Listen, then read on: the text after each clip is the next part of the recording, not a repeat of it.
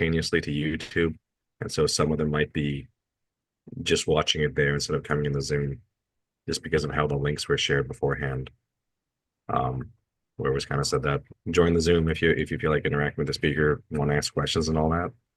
So I'm not sure the number we'll have here versus over there. But we'll still give people another, I'll say 2 minutes to join the Zoom before we begin. All right. Join the Zoom if you feel like interacting with the speaker, want to ask questions.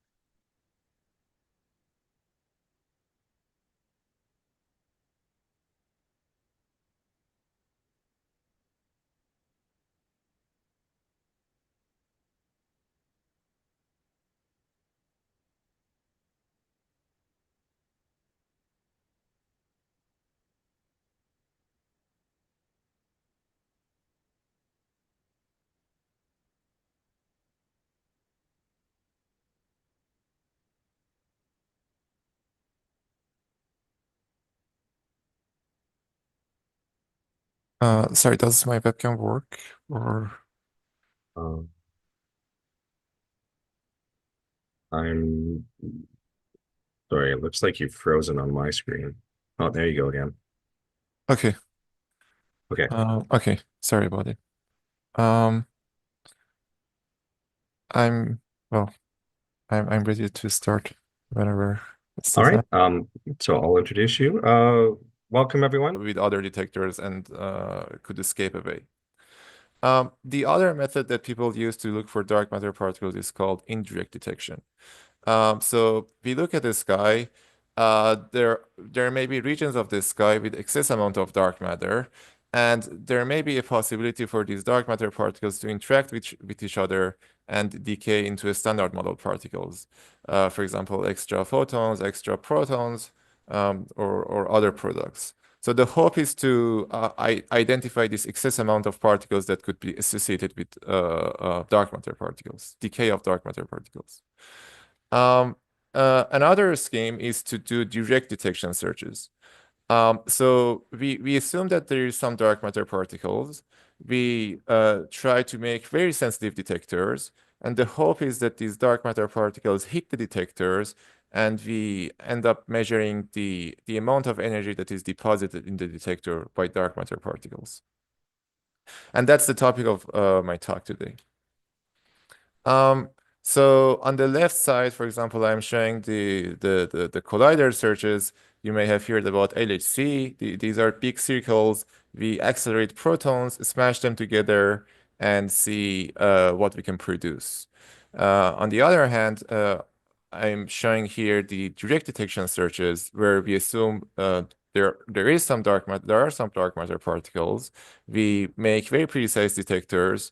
And we try to see the energy depositions of these dark matter particles in our detectors. So the way direct detection experiments works is that we usually have some mass, a big detector. These dark matter particles can interact through different channels with the detectors, depending on the model that we are trying to probe. They can interact with the neutrons, they can interact with the electrons, and these dark matter particles may even get absorbed in the crystal. And the goal is to see the signatures. Depending on the detector that we use, the signature could be some ionization, it could be some amount of scintillation or light, or it could be some amount of vibration or heat in the detector. And we should be we are aiming to see these signatures when these interactions happen. So the principle for direct detection searches are not that many. First of all, based on astrophysical observations, it appears that the solar system is moving inside a halo of dark matter particles, and there is a relative velocity between the dark matter particles and the Earth. So this relative velocity appears to be of order of 220 kilometers per second. At the same time, again, based on astrophysical observations, the density of the dark matter particles appears to be of order of 0.4 GeV per centimeter cubed. And with these assumptions, and with some knowledge about the nuclear physics, we can try to estimate the number of dark matter interactions that we would expect to see in the detectors. Obviously, a missing component in the rate estimation would be, for example, the interaction probability for the dark matter particles and the mass of individual dark matter particles. So those are the parameters that we are interested to find. And if we make assumptions about these parameters, we can actually find the rate of the interactions that we expect to see in the detector. The final goal for direct detection searches is to suppress the energy depositions from standard model particles because they will be backgrounds for the search that we are going to do. So in order to suppress the energy depositions from standard model particles or the particles that we already know, we usually go deep underground. And the goal is to, for example, suppress the standard model particles that come from the cosmic shower. So there are different labs for dark matter searches that I'm showing here, and we actually have a lab deep underground in Canada, which is in Sudbury, and the experiment that I'm going to talk about is located in this lab. Okay, so now let me talk about the SuperCDMS experiment. So conventionally, we've been looking for dark matter particles with mass values between GeV to TeV scale. People usually refer to these particles as WIMPs. We have not found them yet, and therefore the parameter space for the search that we are doing has expanded significantly in the past 10 or 15 years. So SuperCDMS experiments will try to look for dark matter particles with mass values between EV to GeV. And people usually refer to these particles as light dark matter particles. In order to be able to do this kind of a search, the detectors that SuperCDMS uses should be able to be sensitive to very small amount of energy depositions, basically of order of EV scale. And to give you a sense about these dark matter particles we are looking for, there is a constant flux of neutrinos coming from the sun, and this flux is of order of 10 to the 11 particles per centimeter cubed per second. And for instance, if we look at this transition between the conventional searches and, for example, the searches that people are trying to do for low mass dark matter particles, if we assume the dark matter particle has a mass of order of 1 GeV, then we will end up getting a rate of 10 to the 7 particles per centimeter cubed per second for dark matter particles. So we are looking for rare particles that interact very weakly, and that's hard. That's a very challenging task. So the SuperCDMS experiment itself is located at a snow lab site. Snow lab is 2 kilometers underground, and the flux of muons that get to snow lab is of order of 0.27 muons per meter cube per day. This rate is much smaller than the rate we would have on the surface. The area of this lab is of order of 5,000 meters squared, and this lab is really clean. It's a class 2000 clean room. There are multiple rare event searches in this lab, including the SuperCDMS experiment and the CUTE experiment. This blue dot that you see here, this is the snow experiment that won the Nobel Prize for Canada almost 10 years ago. Okay, so a little bit more about the SuperCDMS experiments. So this one is the Snow Lab experiment is under construction, and it will be commissioning most likely by the end of 2025. We will have in total 24 detectors, and these detectors even though they are underground, they are well shielded against standard model particles. Because these detectors are really sensitive, we also try to isolate any sort of vibration that could make it to the detector. So next to the SNOLAB experiment, we have the Q test facility.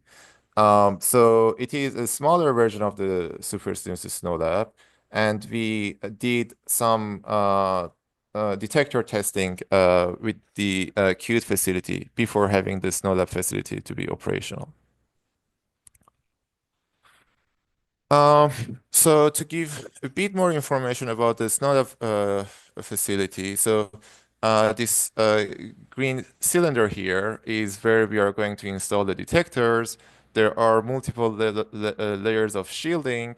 So these detectors operate at very low temperature, almost 0 degrees in Kelvin, almost 0 Kelvin. And so we have the dilution refrigerator, and the electronics gets connected to detectors through the other system on the other side. So in total, we'll have 4 detector towers. These towers are shown here. So each detector goes into one of the slots here, and we have of order of 30 kilograms of sensing targets in total. Um, so these pictures show the status of the work for the SuperCDMS SNOLAB. So on the right hand side, this is the shielding that people are assembling.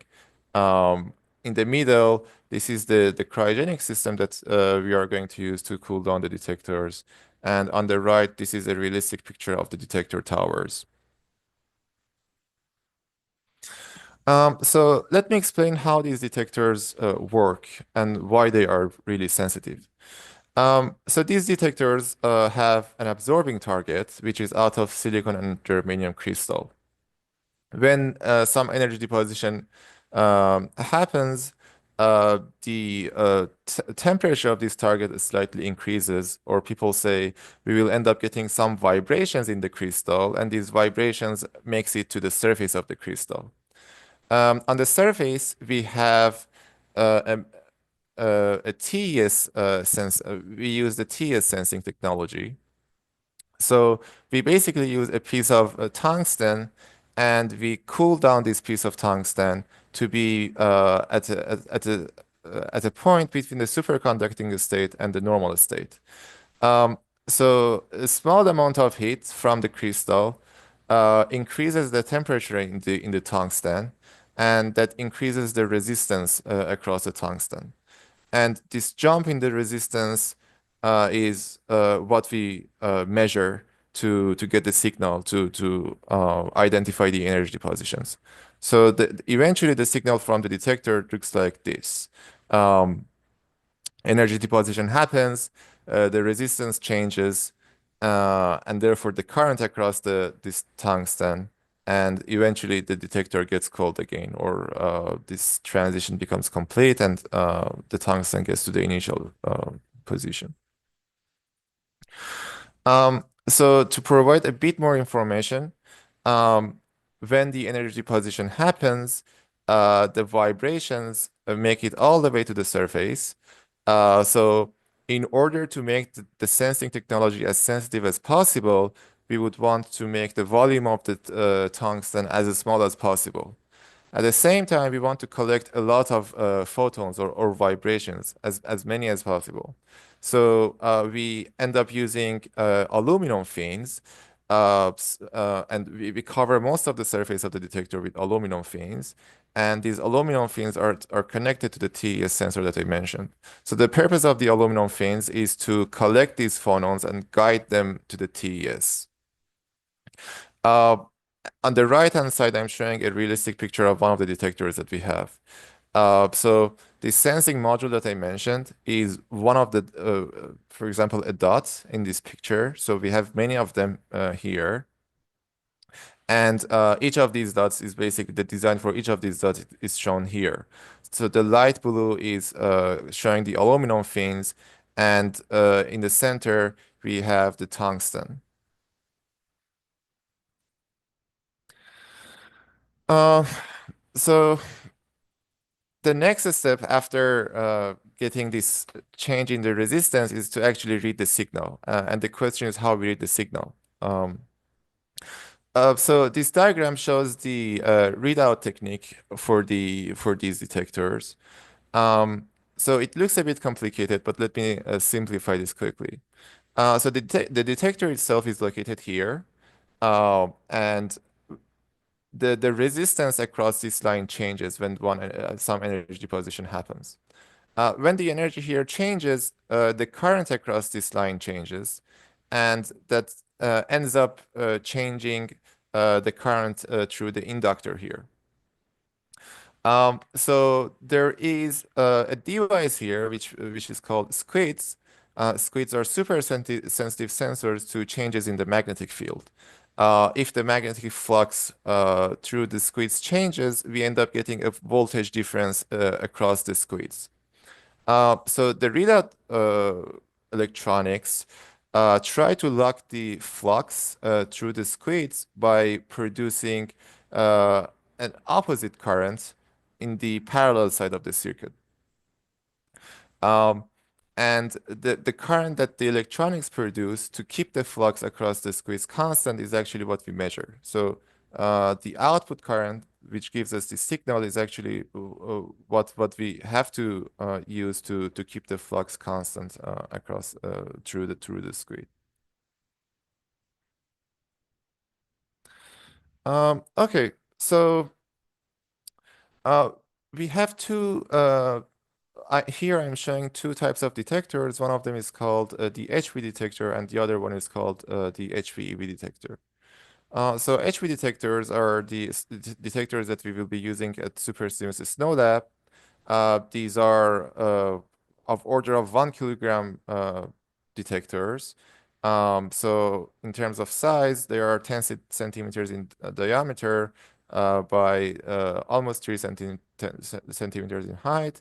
And they have 12 readout channels. So they have 12 separate channels that gives us that can measure the deposit energy. On the right-hand side, I'm showing the HVEV detectors. These are R&D detectors. They are much, much smaller than the SuperCDMS Snow Lab detectors, of order of 1 gram, or basically 1 centimeter in 1 centimeter. And in terms of sensitivity, these detectors have a better resolution than what we will be using at the Snow Lab. So again, we are hoping to have the SNODAP detectors operational by the end of 2025. At the same time, we are doing research and development with our test detectors that maybe we will be using in the next generations of the experiment. So let me quickly discuss what we can see with this technology. So on the right-hand side, I'm showing the sensitivity of the projected sensitivity of the SuperCDMS experiment to one type of dark matter particles, which are called WIMPs. So as we can see, there is some greenish area here that is, so the solid lines here show the regions of the parameter space that are already explored by other parameters. The dashed line here shows the region of the parameter space that will be studied by the SuperCDMS experiment.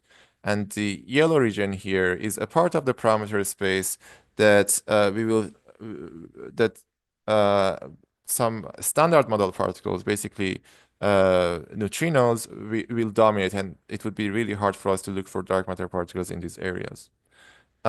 So this greenish area here shows the region which we will be able to explore with silicon detectors. And to be able to study or look for dark matter models in this region, we will need to calibrate our silicon detectors in the first place. So now I'm going to talk about how we want to calibrate these detectors, or what are the challenges to calibrate these detectors. Um, so as I mentioned, we have to keep these detectors really cold, and therefore we have to put them inside multiple layers of cryogenic cans. Uh, there is no direct line of sight to these detectors once they are installed. At the same time, these detectors are quite big, and we would want to figure out the response of these detectors to energy positions at different positions inside the crystal. If the energy positions only happens, for example, on the surface, uh, such energy positions may have a slightly different may produce a slightly different response compared to energy positions in the bulk of the crystal, and therefore we want to figure out these differences. And also, from the technical point of view, we expect these detectors to be sensitive down to of order of 100 electron volts, and therefore we would want to calibrate these detectors at such energies. So now let me talk about the calibration scheme to answer the requirements that I mentioned. So one idea was to use Compton scattering calibration. So what we are going to do is that we are going to put a gamma source outside of the cryogenic cans, and there are going to be some photons emitted by the gamma source. The energy of these photons will be of order of 100 keV to 1 MeV, and the mean free path for these photons is long enough to penetrate through the cryogenic cans. So they can make it to the detector, and they will also penetrate through the crystal. The energy depositions from such photons will not be just on the surface of the crystal. And that already answers the first two requirements. We don't need to put them inside the cryogenic cans. At the same time, we are going to get energy depositions throughout the crystal. So these Compton scatters are quite interesting. Um, so imagine we have a silicon atom here. When the photon comes in, it can hit the electrons in different angles. The angle could be the scattering angle for the photon can be anything between 0 degrees to 180 degrees. And we end up getting some signatures from these scatterings that we can use for the calibration. I will explain that in a moment. So I mentioned we are going to get some signatures. Um, from high energy to low energy, there is a chance that this photon, for example, scatters in the crystal, but stays around, scatters a few times more, and eventually gets absorbed. In such scenarios, the entire energy of the photon will be absorbed by the crystal. And therefore, we end up getting a peak when we look at the distribution of energy depositions proportional to the total amount of energy that these photons uh, carry. At lower energies, there is a possibility that the photon hits the crystal and scatters away. Um, the maximum amount of energy that the photon can deposit is when the scattering angle is of order of 100 is 180 degrees. So for such photons, it won't be possible to deposit more energy, and therefore we end up getting an edge corresponding to the maximum amount of energy that photons can deposit in a single hit. And then when we go to lower energies, there are more signatures, which one of them is called Compton steps. And that's what we ended up using to calibrate these detectors at low energies. So when we look at very low energies, at the binding energy of the electrons, uh, there are steps in the cross section. So these steps appear because when the energy of the photon is smaller than the binding energy of the electron, quantum mechanically, it won't be possible for the photon to scatter with a subset of electrons. So um, let's say the deposit energy is of order of, for example, 50 eV, and we want to excite these electrons in the L shell. Uh, the only available state for these electrons is what I'm showing here. And with 50 EV energy deposition, there is no available state for these electrons. So the interaction is not going to happen. And when that happens, the scattering probability reduces by the number of electrons that cannot contribute to the scattering. And therefore, we end up getting some steps. And these are the signatures that we can use to calibrate the detectors. And the energy for these signatures is of order of 100 eV. So we take some data, we look for the steps. If we manage to see them, we can say this specific detector response should correspond to 100 eV. That's the strategy for the calibration. Before taking the data, we needed to do some simulations. I did Géant force simulations and FEF simulations to find the expected spectrum of energy depositions. In general, it turned out that this calibration is challenging because we couldn't, for example, take data at a high rate. It turned out that the simulations that we are doing are quite uncertain because the energies that we are looking at are below the usual energies that people look at. And also we identified that there are other sources of energy depositions that we couldn't really simulate. We have not, we don't really know them well yet. So at very low energies, a subset of the simulations that we did are called FEFF simulations, and I'm going to quickly describe what these FEFF simulations are.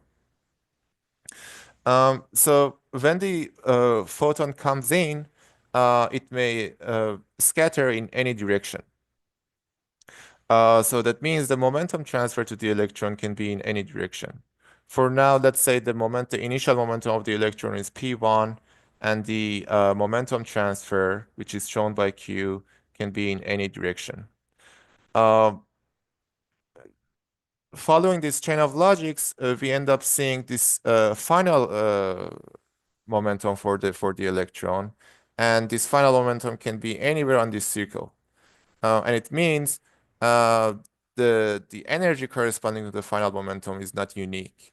So there are different momentum transfer and energy transfer values for the scattering, and what FEF simulation does is giving us the magnitude or the probability for scatterings at different energy and momentum transfer values. And with these calculations, we can end up finding the cross section that we are looking for. Okay.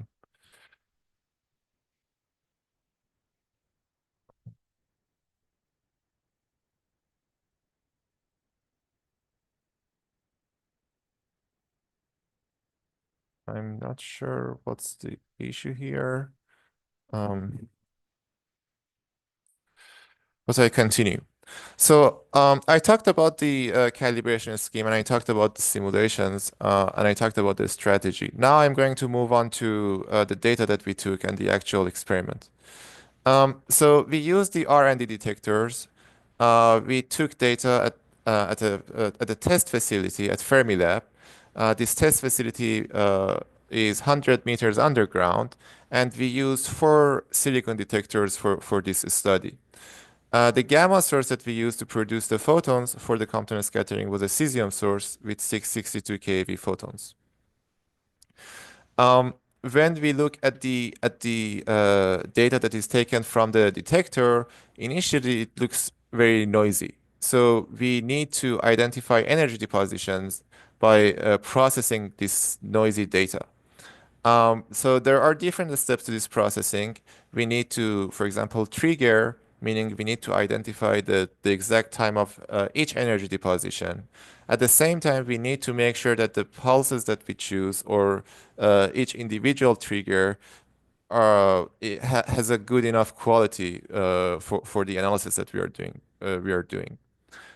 So for example, if we have multiple energy depositions, we look at the time gap between these energy depositions or between these pulses, and we only select those that are far away from each other by a good amount of time.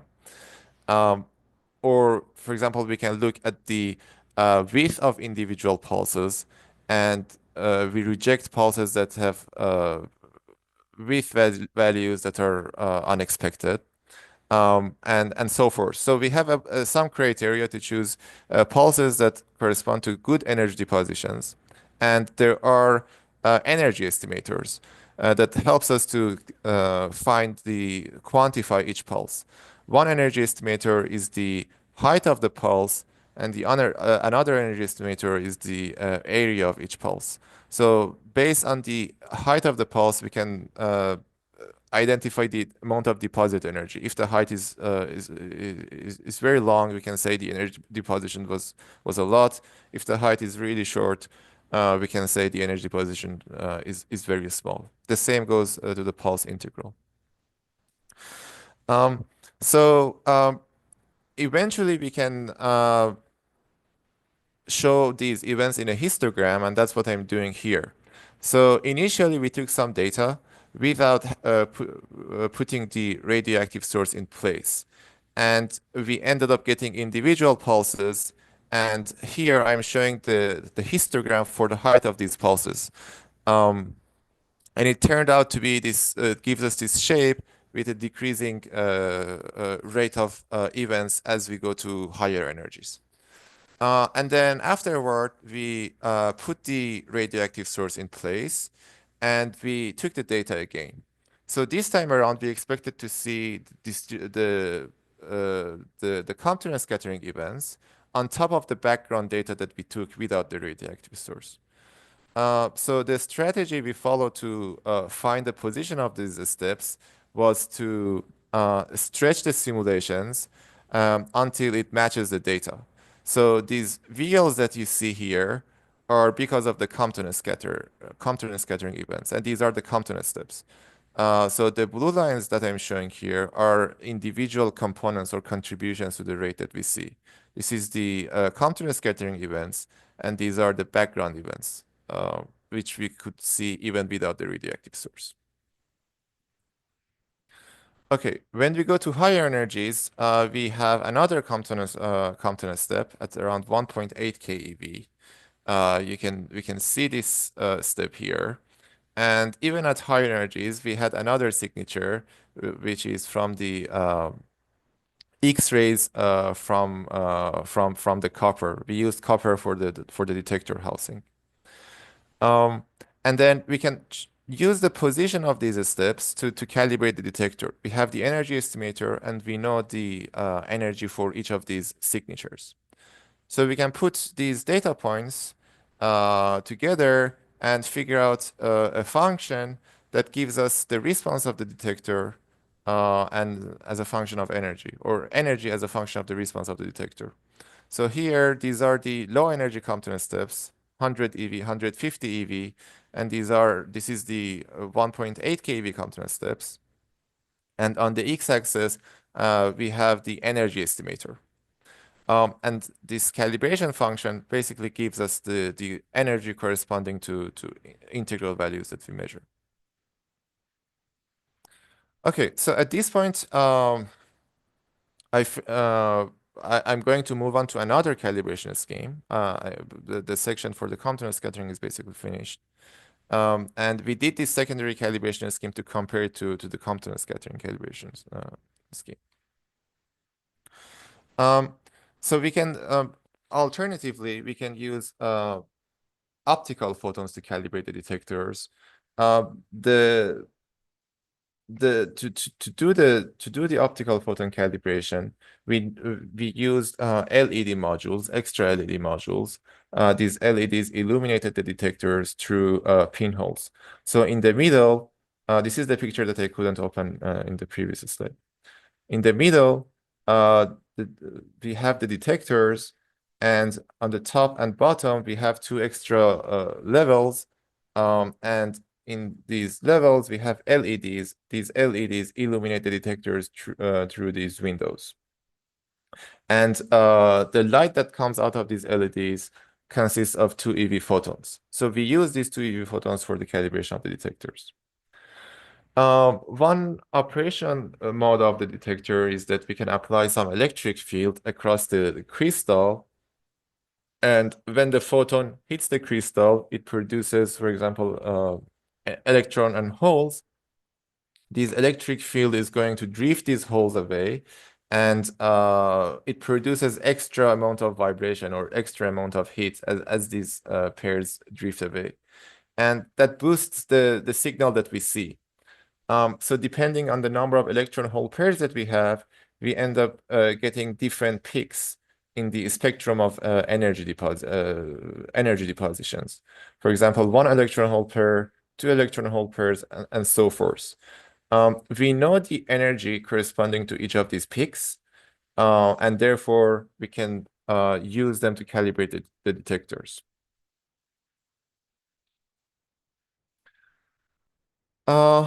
And now let me compare the LED calibration with the Compton scattering calibration. So to summarize, I did the Compton scattering calibration at 0 volts. I did the LED calibration with some electric potential across the crystal at 150 volts. And what this plot shows is that it appears that for the same amount of deposited energy, the response of the detector is stronger for the at 150 volt to the LED calibration. So it seemed to be very confusing. I mean, why would the detector show a very stronger response for the same amount of deposited energy? We have ideas about this, but we need to do more validations to be confident about these ideas. The bottom line is that we measured this difference in the detector response across the detectors that we had in our setup. So we saw the same difference. This plot in the bottom here quantifies the difference between these two lines. So the red line multiplied by a constant factor of order of 0.7 gives the blue line. Okay, so that's the question that we should investigate in the future. And with that, let me summarize this talk. I studied a calibration scheme for the SuperCDMS snowed-up silicon calorimeters with Compton steps. So this calibration scheme is an electron recoil calibration. It is valid all the way to 100 electron volts energy deposition. This calibration technique is challenging, but we had multiple detectors and we managed to calibrate all of them. And we also noticed a difference in the response of the detector to different amount of energy depositions and to the same amount of the energy depositions when there are different voltages applied across the crystal. And that's what we should study in the future. So I'm not sure if I have time to continue. I have maybe a few more slides, but I can pause here and I think you have time to continue. I mean, I have some questions, but I don't think okay. I'll take the rest of your time. So please continue. Okay. So I talked about the HQP detectors, this R&D program, and I mentioned that we've been doing studies with these R&D detectors. So let me quickly summarize what we've been doing in the past few years. We've done background characterizations with these detectors. We've done detector development studies, and we've also done low mass dark matter searches with these detectors. So starting from the background characterization, one of the studies that people did was to look at the was to identify some low energy events when there is some particle depositing a lot of energy in the detector. So it turned out that the PCB that we previously had next to the detector could produce luminescence light, and that would give us a significant background. After this study, people removed the PCB or tried to reduce the PCB as much as possible in the detector housing to get rid of these events, background events. Another study that people did was to measure the ionization yield in silicon. So ionization yield is the fraction of ionizing energy in nuclear recoils. It is important because a subset of the dark matter particles we study deposit energy through nuclear recoils, and for example, neutrinos deposit energy through nuclear recoils as well. And in order to find the deposit energy in the detector, we need to know the amount of ionizing energy. So initially we had this plot, and we wanted to extend the measurement for the ionization yield all the way to 100 electron volts. So the idea that people developed was to illuminate the detector with neutrons of known energies, and then they used PMTs arranged in some rings at different distances. So the neutron comes in, it scatters off. We can measure the amount of energy that the neutron carries after the scattering, and therefore we can identify the amount of energy deposited in the crystal. Again, looking at the response of the detector or the signal that we measure, if we know the deposit energy and the recoil energy, we can measure the yield factor. And that's basically what people did. So in this plot, I'm showing the results from the measurement, and this red line is coming from the one of the measurements that HQP detectors did a few years ago. And finally, we are also doing dark matter searches with these detectors, light dark matter searches. So there has been multiple generations of dark matter searches. On the left-hand side, I'm showing the distribution of energy depositions from HQP run 3. And on the right-hand side, I'm showing the distribution of energy depositions from HQP run 4. So the blue curve here shows the expected signal for one of the dark matter models that we've been looking for, electron recoil dark matter particles. And something interesting that you can see here is that these events at higher energies started disappearing. So this is the effect of, for example, controlling the background events better. These events are mostly photons, standard model particles, and they are not dark matter particles. So we are improving in shielding our detectors and preventing background events. And also there are some, the results for this latest work with HQP detectors is close to publication. So stay tuned, the paper will be out soon as well. And with that,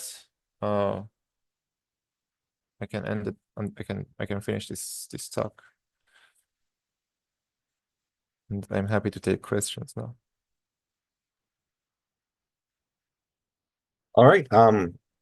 Most of the viewers seem to be on YouTube, so I think I get to answer all my questions with no interruptions. So lucky me. Okay, let's start at the back. So you were showing between run 3 and run 4 with these HV-EVs, you significantly reduced the number of standard model events. What improved in your shielding between those two runs?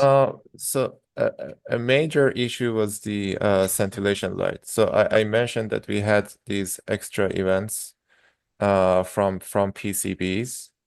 And one thing we did was to redesign the detector housing so that we remove these PCBs as much as possible. And that ended up reducing the number of events that we see. I mean, when we do the measurement with these detectors, we cannot really distinguish the type of the recoil. We cannot tag them to be, for example, nuclear recoils or electron recoils. And therefore, we cannot really tell between photons or dark matter particles. And removing this PCB reduced the number of the amount of luminescence, and eventually reduced the rate of background events significantly.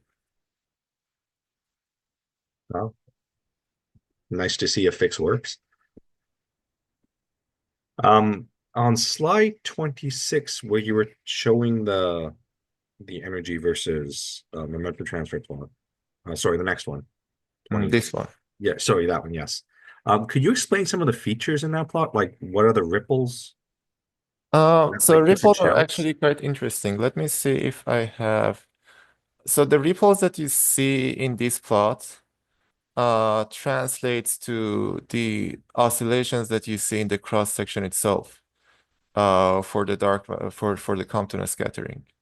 So I'm trying to explain it in simple words. So when the scattering happens, we have, for example, a silicon atom in a cluster of silicon atoms that are arranged around. So one way to think about the scattering process is to consider the scattered electron to be a wave that goes out and scatter off the surrounding atoms. So it turns out that the reflected photoelectron wave from the surrounding atom may end up canceling out the scattered photoelectron wave. So at certain energies, uh, it just happens that we end up getting destructive patterns or constructive patterns, depending on the wavelengths of this photoelectron that goes out. And therefore, we end up getting these oscillations in the cross section. The interesting part is that we can actually use these oscillations to estimate the gapping between the atoms, the distance between the atoms. So yeah, the origin is just the arrangement of atoms in the crystal and the gapping between them. So it's an interference effect with the Broglie wavelength of the electron. Yes, yes, Wow, yes, that's neat. yes, yes. Um, in slide 26, there was a picture that made me wonder, do you see scattering events from one of your calibration photons spread among multiple detectors, or do they tend to just be in one? Uh, so actually the rate of coincident events was really small. So in order to have energy depositions in multiple detectors, the photon is supposed to come in, hit one detector, and then hits Right. another detector. Uh, the scattering lengths for photons between 100 keV to 1 MeV is of order of a few centimeters in silicon. And the detectors that we used are already really small. They are like 1 centimeter and 1 centimeter in pretty much 0.4 centimeter. So the probability to have even one scattering is not that high. And the rate of multi-scattering events turned out to be quite small for our detectors. Um, we could see some, but it was really small. Yeah, I guess the cross section for a second detector coming off the first one is pretty small. Yeah. Okay. Neat. And then earlier on when you're showing the picture of how you're reading out was like where you I think it was like 20 or something where you had the squid in the middle. Mhm. Yes. Could you give us like a scale of like this pulse on the right with an amplitude of a current amplitude of 25 microamps? What does that correspond to in like a temperature change in your silicon or germanium crystal? Oh, that's a good question. Um, Is it on the order I of think millikelvin, microkelvin? okay, that's a question that I don't know off the top of my head. That's a question I don't know off the top of my head. Okay. Yeah, that's my questions. Thank you. That was a very interesting talk. Um, let me just quickly check the YouTube chat, see if there was any other questions there. No. Okay. Oh, I didn't see it. We did have a few viewers there though, and like Rob said, people tend to come back to it afterwards as well. So, yeah, thanks very much for the talk, Atta. Yes, thank you. Thank you for the That was invitation. very interesting. Thank you. All right. And at this point in the talk, I usually advertise the next one, which will be last Wednesday in April. As always, we need more speakers for the seminar series. So if you know someone who might be interested, have them send me an email. Contact information is in the newsletter or in the reminder or for the talk. So yeah, thank you all for coming, and we'll see you next month. Bye. Bye, everyone.